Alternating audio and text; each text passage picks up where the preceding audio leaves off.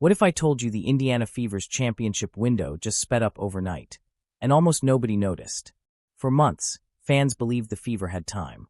Time to develop. Time to build.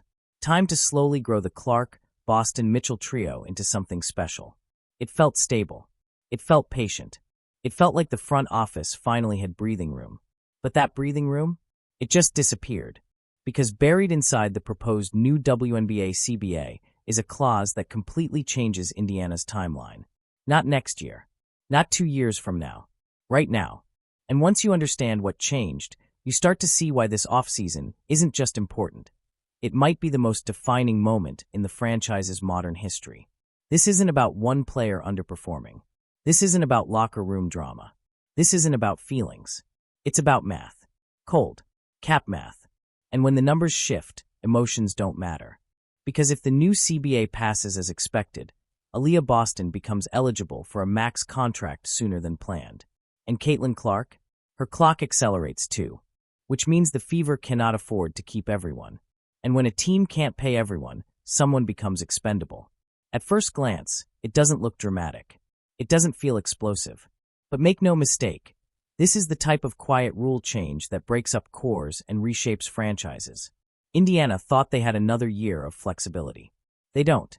And once you realize what that means, you start to understand why the Core 3 era might already be over. But that wasn't even the most shocking part. Because the clause that triggered this?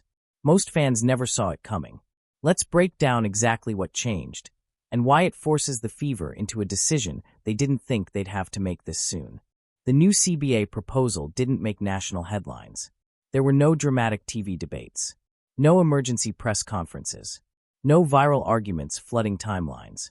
But inside that document was a rule that shifts power toward young superstars and quietly puts pressure on teams that built around rookie contracts.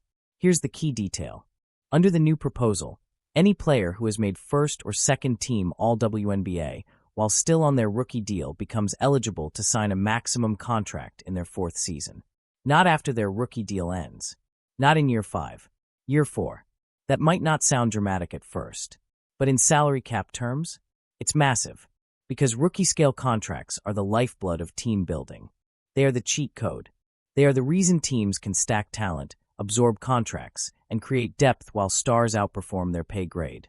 And Indiana was living inside that advantage. Caitlin Clark on a rookie deal. Aaliyah Boston on a rookie deal. 2 foundational players. 2 All-WNBA talents. Both under controlled, team-friendly contracts. That flexibility was supposed to last longer. It was supposed to give the Fever a runway. Instead, the runway just got shorter. Aaliyah Boston has already made All-WNBA honors. That means she qualifies. If the new agreement goes through, she becomes max eligible in her 4th year. And Caitlin Clark? If she continues on her trajectory, and all signs point to that happening, her timeline moves up as well. So instead of staggering these contracts over multiple seasons, they begin to overlap. That overlap is where everything changes. Because once Boston signs a max, her cap hit jumps significantly. And once Clark signs a max, you're looking at 2 franchise pillars consuming a huge percentage of the salary cap. That was always coming. But the Fever thought they had an extra year to plan around it. An extra year to maybe keep the trio intact. An extra year to decide what to do with Kelsey Mitchell. That extra year is gone. And here's the part most fans don't immediately grasp. This doesn't just affect Boston and Clark. It accelerates every single roster decision.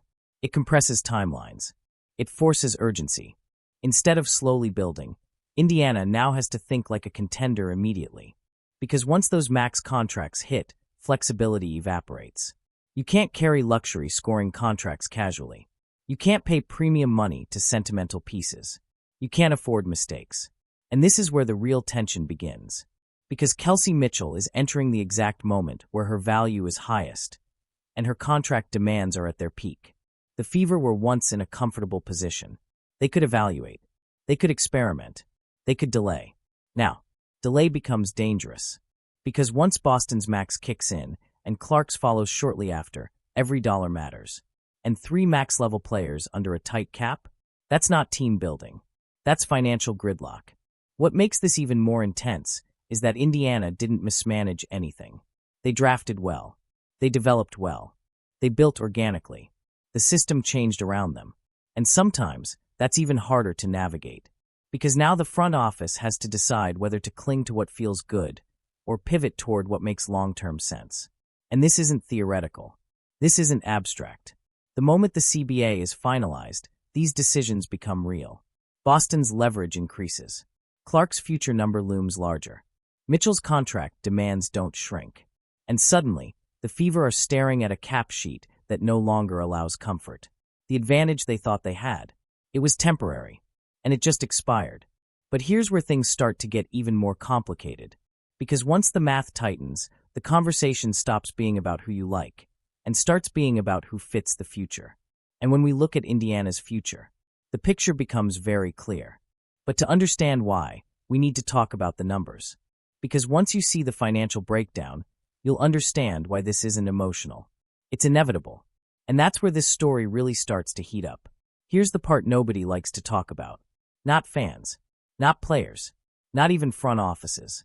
Because once you strip away loyalty, chemistry, and sentiment, championships are built on financial discipline. And right now, the Indiana Fever are walking straight into a cap crunch they can't avoid. Let's slow this down for a second.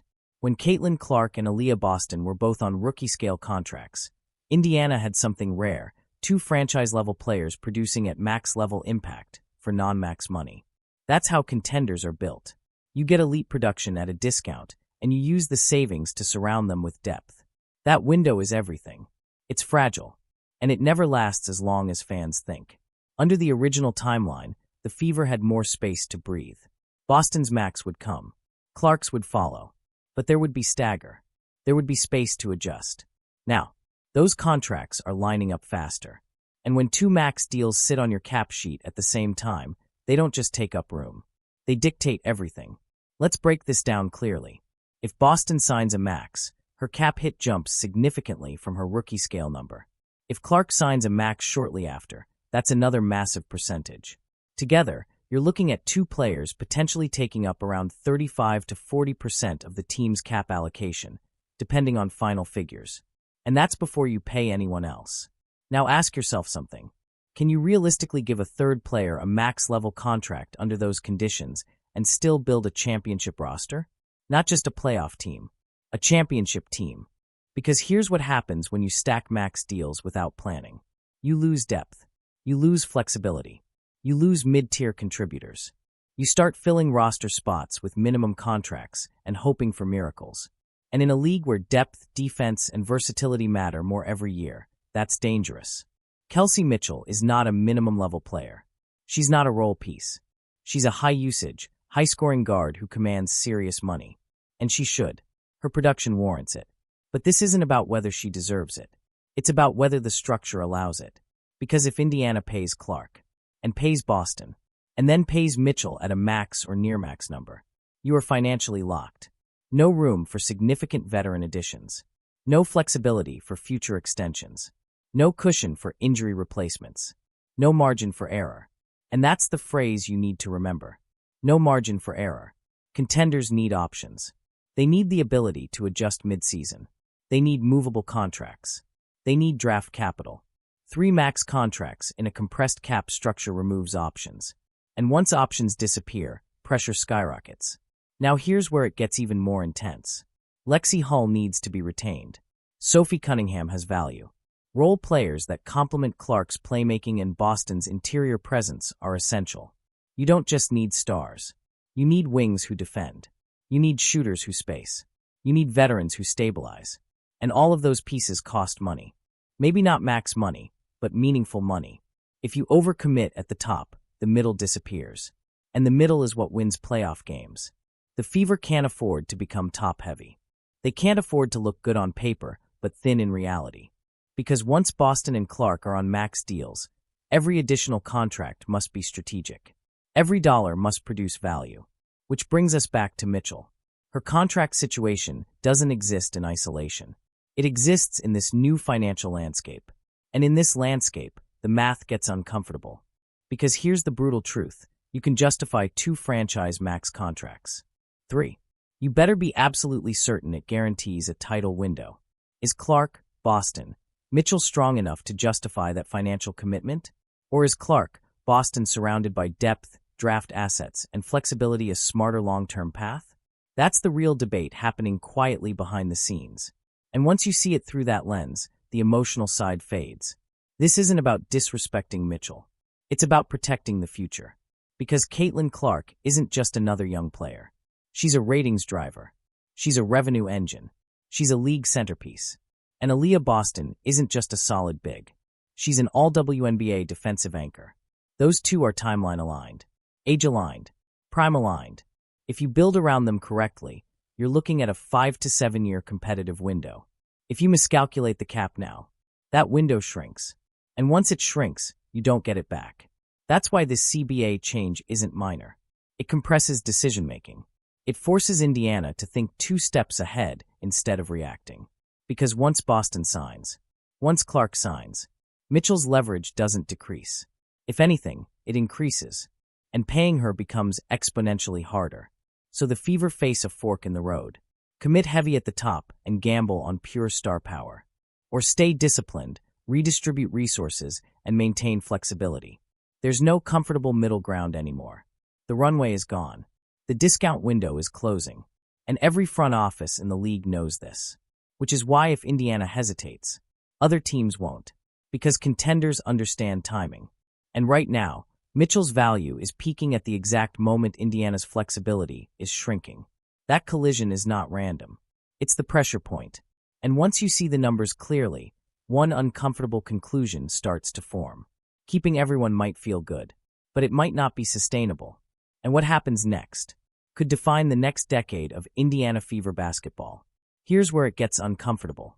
Because once you understand the cap pressure, once you see the accelerated timeline, once you accept that 2 max contracts are coming sooner than expected, there's only one logical place the spotlight turns. Kelsey Mitchell. Not because she failed, not because she underperformed, not because the Fever don't value her, but because timing in professional sports can be ruthless. And sometimes the player who helped you survive the rebuild becomes the player you can't afford once the rebuild is over. Mitchell has been Indiana's scorer through the dark years, through the losing seasons, through the roster instability, through coaching changes. She carried offensive loads when there was no Caitlin Clark, when there was no Aaliyah Boston, when the franchise didn't have a clear direction. She stayed. She produced. She kept showing up. And that matters. But here's the tension. The Fever are no longer trying to survive. They're trying to contend. And the timeline shifted from development mode to window management mode.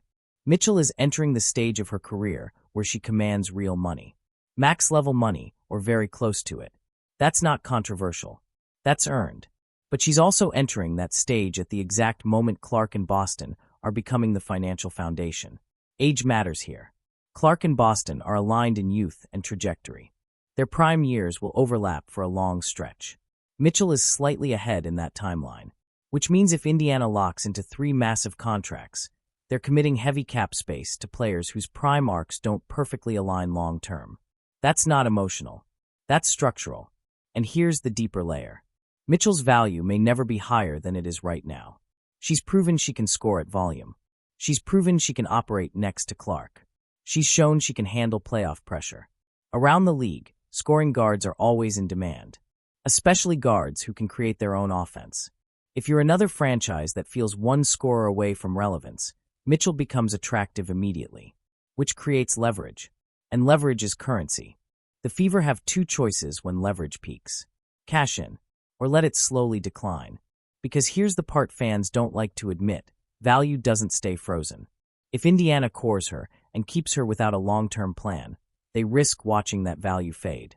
If they delay and she walks in unrestricted free agency later, the return is 0. Nothing. No picks. No assets. Just space, but without compensation. And in a league where asset accumulation separates contenders from pretenders, losing an all-star caliber scorer for nothing is organizational malpractice. That's why this moment feels heavier than it appears. It's not about whether Mitchell is good enough. She is. It's about whether the Fever can afford to commit premium money to her while 2 younger superstars are about to reshape the cap sheet. And once you frame it that way, the question becomes sharper. Is Mitchell part of the long-term championship blueprint? Or is she the final valuable piece from the rebuild era that can be converted into something even bigger? Because here's what makes this truly complicated. Clark doesn't need a high-usage guard next to her to succeed. She needs spacing.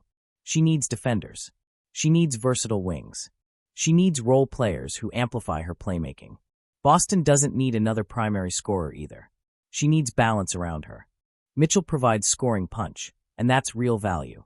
But does that value outweigh what multiple assets, draft picks, or rotational depth could provide over a 5-year span? That's the calculation, and the front office knows it. They're not looking at box scores. They're looking at championship probability curves. They're asking, if we pay 3 stars, can we still build a bench? If we move 1 star, can we extend the window? If we hesitate, do we lose leverage entirely? Mitchell becomes the pivot because she's the only movable high-value contract in this equation. Clark isn't going anywhere. Boston isn't going anywhere. They are the pillars. Mitchell is the swing variable. And being the swing variable in pro sports is never comfortable. It means your future depends on strategic direction, not loyalty. It means your production becomes tradable equity. It means your value is both respected and monetized. And the timing makes it even sharper. Because this isn't happening in a vacuum. The entire league sees Indiana's cap clock accelerating. Other front offices know Boston's max is coming. They know Clark's is coming. They know the Fever will eventually have to choose structure over sentiment. Which means if Indiana wants maximum return, they must act before desperation sets in. Before cap pressure becomes obvious.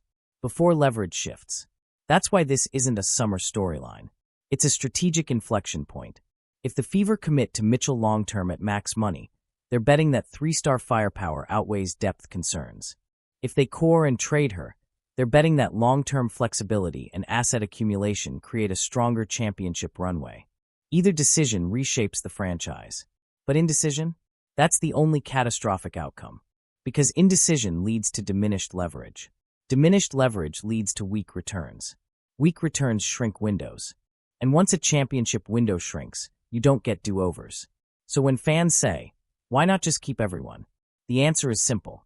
Because everyone costs too much under the new timeline. And once the numbers tighten, someone becomes the turning point. Right now, that turning point is Kelsey Mitchell. But the story doesn't end there. Because if Indiana chooses to act aggressively, the move they make next could shock the league. And that's where this gets even more strategic. If Indiana decides to be aggressive, there's one move that changes everything instantly. Core her, then trade her. And if that sounds cold, that's because championship decisions usually are. Let's break this down clearly. The core designation in the WNBA is one of the most powerful tools a franchise has. It allows a team to retain exclusive negotiating rights with a player for 1 season at a max-level salary. In simple terms, it buys control. It prevents the player from walking freely. It guarantees that if she leaves, it's because the team chose the return, not because they lost leverage. That matters more than people realize. Because without the core tag, Mitchell could test the market and Indiana would be negotiating from fear. With the core tag, Indiana dictates the timeline. Indiana dictates the market. Indiana dictates the price. And in a league where scoring guards are always in demand, that leverage becomes extremely valuable. Think about the teams around the league right now. Franchises one elite perimeter scorer away from contention. Teams lacking shot creation in late-game situations. Organizations looking to take pressure off their young stars. Mitchell fits immediately into those scenarios. She doesn't need development time. She doesn't need system adjustment. She's plug-and-play offense, which means bidding could escalate quickly. And here's where it gets strategic. If Indiana cores Mitchell and announces they're open to conversations, the league knows something. They know Boston's max is coming. They know Clark's extension is on the horizon. They know Indiana can't comfortably hold 3 max contracts long-term. But that doesn't weaken Indiana's position. It strengthens it if they move early. Because urgency creates markets. And markets create competition. The Fever could realistically demand a first-round pick and a young starter. Multiple first-round picks. A high-upside wing on a rookie deal plus draft capital. Even a sign-and-trade structure that reshapes the roster entirely. That's not exaggeration. That's asset economics. Mitchell at her peak value, under team control, in a scoring-starved league, that's leverage. And here's the deeper layer. Indiana doesn't need equal talent back. They need structural balance. They need cost-controlled depth. They need players who complement Clark's gravity and Boston's interior dominance. They need flexibility more than flash. Because when Clark has the ball, and she will, you don't necessarily need another high-usage guard. You need spacing, defense, transition wings, versatility. A core and trade doesn't weaken the Fever. It reshapes them. It converts immediate scoring into long-term stability. And that's how dynasties quietly form, not through emotional retention, through calculated reinvestment. But here's the risk. If Indiana hesitates, if they try to ride one more year with the trio without a clear extension path, if they delay until the cap crunch becomes obvious, the leverage starts to slip. Other teams sense desperation. Offers get lighter. The return shrinks. And suddenly you're trading from necessity instead of strength. That's why timing matters more than talent in this moment. Because make no mistake, Mitchell is talented enough to justify a major contract. But the Fever aren't building a talent collection. They're building a timeline. And timelines require sequencing. Clark's ascension is inevitable. Boston's payday is near certain. The Fever must decide whether Mitchell's contract fits inside that structure, or whether her peak value can accelerate it. Now here's the uncomfortable truth most fans won't say out loud. Core and trade situations often feel like betrayals. They feel transactional. They feel disloyal. But they are often the move that separates smart franchises from sentimental ones. Look across professional sports history. The teams that cling too long to a beloved core usually miss their window. The teams that pivot early often extend it. Indiana isn't being forced into a rebuild. They're being forced into optimization. And optimization requires hard choices. Because imagine this scenario. Clark signs her max. Boston signs her max. Mitchell is also on a max. Cap space is tight. Depth is thin. Injuries hit. Now you're scrambling for minimum contracts to patch structural holes. That's not championship planning. That's survival mode. The core and trade move avoids that future. It secures assets. It adds rotation stability. It gives Indiana room to maneuver when Clark's prime truly explodes. And here's what makes this even more fascinating. If the Fever execute this correctly, they don't regress. They stabilize. They become younger, more flexible, and more scalable. Clark becomes the offensive engine. Boston becomes the defensive anchor. The rest of the roster becomes modular, adjustable year to year. That's how long windows are built. Not by stacking names, by protecting balance. And if Indiana gets this wrong, the window could narrow before it even fully opens. That's the tension hanging over this offseason. Not drama, not gossip, strategy. Because the CBA didn't just speed up contracts. It sped up decision-making. And right now, the smartest move on the board may also be the boldest one. Core, trade, reallocate. But what happens if they don't? What happens if they try to keep everyone and push the cap to its limits? That's where the nightmare scenario begins. And it's not hypothetical. It's very real. There's a version of this story that ends quietly. No bold trade. No aggressive pivot. No restructuring. Just optimism. Just, let's see how it plays out. And that version? It's the one that destroys championship windows. Because the most dangerous thing Indiana could do right now isn't trading Kelsey Mitchell. It's doing nothing. Let's walk through it slowly. Imagine the Fever core Mitchell and keep her. They convince themselves they can squeeze one more season out of the trio before the cap pressure fully explodes. Clark continues ascending. Boston prepares for her max leap. Mitchell plays at a high level. Everything looks stable on the surface. But underneath, the clock is ticking loudly. Because once Boston's max kicks in, flexibility tightens. Once Clark's number jumps, it tightens even more. And if Mitchell hasn't been moved by then, her leverage changes. Why? Because other teams now know Indiana must move her. And when the league knows you must make a move, the offers shrink. Suddenly, instead of 2 first-round picks, you're hearing one. Instead of a starter and a pick, you're hearing expiring contracts. Instead of bidding wars, you're getting cautious negotiations. That's how leverage erodes. It doesn't disappear instantly. It fades gradually. And once it fades, you can't rewind it. Now let's push the scenario further. What if Indiana keeps Mitchell through the season and she enters free agency with full autonomy? If there's no long-term extension in place and no trade executed, she can walk. For nothing. No picks. No assets. No compensation. Just cap space, but without the benefit of a return. And cap space alone doesn't equal roster strength. You still need to sign the right players. You still need chemistry. You still need depth. Losing a premium asset for nothing while Boston and Clark's contracts are inflating? That's a structural blow. Because now you're paying 2 max players and you've lost your third elite scorer without replacing the value. And here's where it gets even more fragile. Fans expect progression. The Fever's momentum is rising. Clark's presence brought national attention. Boston solidified credibility. The franchise feels like it's finally building upward. If Indiana regresses because they mismanaged assets, the perception shifts instantly. Momentum is hard to build. Easy to lose. Now think long-term. Clark's prime years are not infinite. Boston's dominance window won't last forever.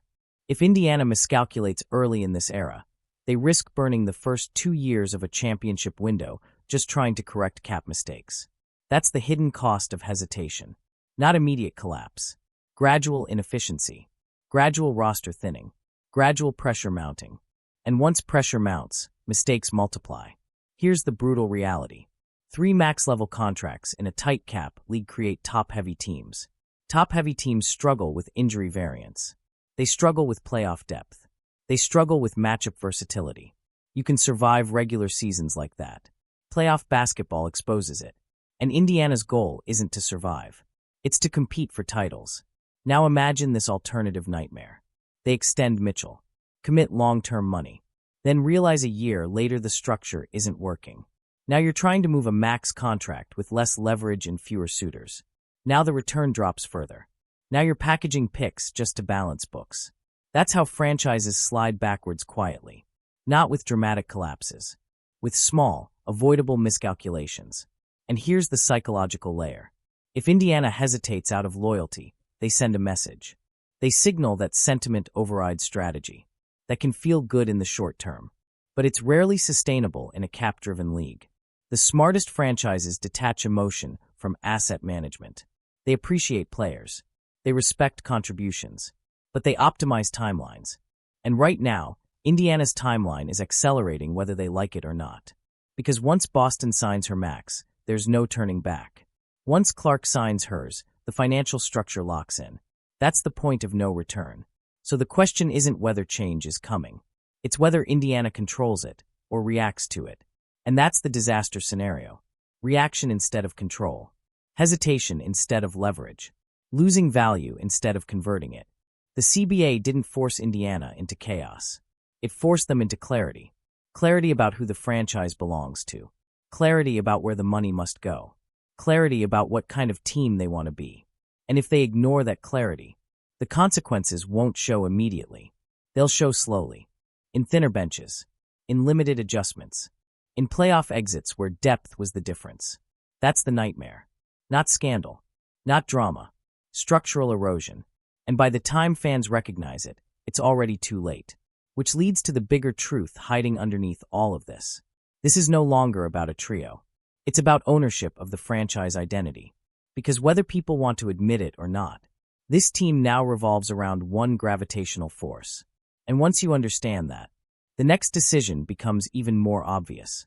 At some point, every organization has to answer one question. Who does this team belong to? Not publicly, not in press conferences, but internally, in planning rooms, in budget projections, in 5-year models. For the Indiana Fever, that answer is no longer complicated. This is Caitlin Clark's franchise, and that reality changes everything. The moment Clark entered the league, the gravity shifted. Television numbers spiked. Arena attendance surged. Merchandise sales exploded. National conversations followed her every move. That isn't hype. That's impact. And impact at that level reshapes organizational priorities. Clark isn't just a talented rookie on a development curve. She's a transformational figure. She bends defensive schemes. She changes pace. She forces opponents to adjust coverage the second she crosses half court. But beyond basketball, she alters visibility. The Fever are no longer just another rebuilding team. They're a national story. And when a player becomes that level of gravitational force, the franchise must build around it correctly. That means protection. That means sustainability. That means making decisions that extend her competitive window instead of compressing it. Aaliyah Boston fits that timeline. She's young. She's dominant defensively. She anchors the paint. She doesn't need the ball to influence games. Clark and Boston complement each other structurally. One stretches the floor from 30 feet. The other controls the interior. That pairing is scalable. It's flexible. It's built for longevity. Now ask yourself something difficult. Does adding a third max contract guard enhance that structure? Or complicate it? Clark thrives when the ball moves through her. She creates offense. She elevates role players. She manipulates spacing. If you surround her with versatile wings, shooters, and defenders, her ceiling expands. If you overload the cap at the top, her support system thins. That's not criticism of Mitchell. It's roster architecture. Clark's franchise gravity demands smart layering. And once Boston's max deal activates, the foundation locks in. 2 pillars. 2 max commitments. Everything else must orbit efficiently. Now consider the long-term view. Clark is early in her trajectory. Her prime hasn't even begun. Boston is entering hers. If Indiana builds correctly, this duo could define the league for years.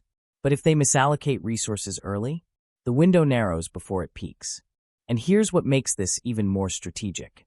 Clark's presence increases expectations. Ownership feels pressure to compete sooner. Fans demand progression. Media scrutiny intensifies. The margin for structural mistakes shrinks, which means the front office must think long-term while appearing aggressive short-term. That's a delicate balance, because Clark's influence isn't just statistical. It's cultural. She changes how opponents prepare. She changes how broadcasters frame games. She changes how free agents evaluate Indiana as a destination. That leverage is powerful if managed correctly. If the Fever maintain cap flexibility, they can attract complementary talent around her. If they overcommit early, they reduce maneuverability. And here's the uncomfortable layer. Once a franchise belongs to a transcendent guard, everything flows through that lens. Offensive identity, salary structure, draft strategy, free agent recruitment. Clark isn't just part of the equation. She is the equation. Boston is the anchor beside her. Mitchell, as talented as she is, doesn't define the future arc the same way. That's not disrespect. That's timeline alignment. The Fever must ask themselves, 5 years from now, what does this roster look like? Clark in her prime. Boston in her prime. Cap flexibility intact. Depth layered correctly. Or Clark carrying massive financial weight with limited structural support because 3 max deals squeezed the middle. There's a reason smart organizations build around 2 elite pillars and optimize everything else. It creates elasticity. It creates sustainability. It creates adaptability. And Clark's style demands adaptability. She thrives in motion. She thrives with shooters spreading the floor. She thrives when defenders hesitate because threats exist at multiple levels.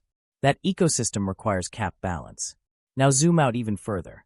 The league itself understands Clark's importance. Broadcast schedules reflect it. Marketing campaigns reflect it. National attention reflects it. Indiana has an opportunity not just to compete, but to anchor a modern era. But anchoring an era requires structural discipline. The CBA didn't just accelerate contracts. It accelerated responsibility. Because once Clark signs her max, the commitment becomes official. This is the face of the franchise. This is the investment. This is the future. And once that decision is locked in, every surrounding contract must justify its place inside that architecture. That's why this moment feels larger than one player. It's about identity alignment.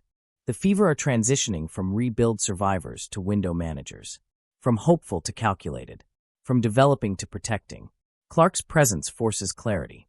Boston's rise reinforces it. And Mitchell's contract situation becomes the final pivot between sentiment and sustainability. Because once you accept this is Clark's franchise, the roster must reflect it, which leads to the final question. If this era belongs to Clark and Boston, is the Core 3 era already over? And if so, what does the new Indiana Fever look like when the dust settles? Every era in sports feels permanent, until it isn't. The Clark, Boston, Mitchell trio wasn't just a lineup combination. It was a symbol, a turning point, proof that Indiana was finally assembling something real. For the first time in years, the Fever had identity. They had scoring punch. They had interior dominance. They had national attention. It felt like the beginning of a long runway. But sometimes what feels like a beginning is actually a bridge. And bridges aren't meant to last forever. They're meant to get you somewhere else. The CBA didn't create dysfunction. It created acceleration. And acceleration forces clarity. The truth is, the core three only worked under one condition: financial breathing room. When Clark and Boston were outperforming rookie deals, the structure was manageable. It was sustainable. It was exciting. But once the rookie scale advantage disappears, the trio becomes expensive. And once it becomes expensive, it becomes fragile. That's the part fans struggle with. Because emotionally, continuity feels safe. Strategically, it isn't always smart. Clark and Boston are the future pillars. That's no longer debated. They're aligned in age, trajectory, and long-term impact. Mitchell belongs to the turning era, the bridge era.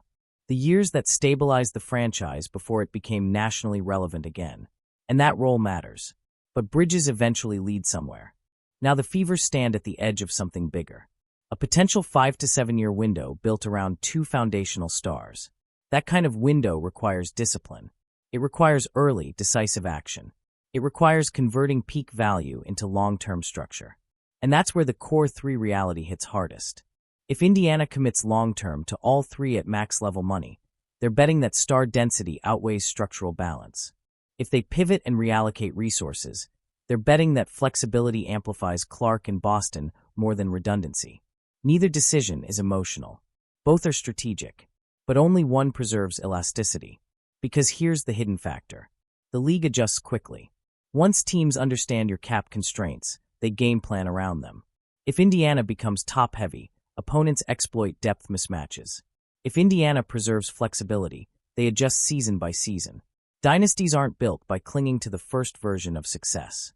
They're built by evolving. And evolution often means difficult goodbyes. The core three wasn't a failure. It wasn't flawed.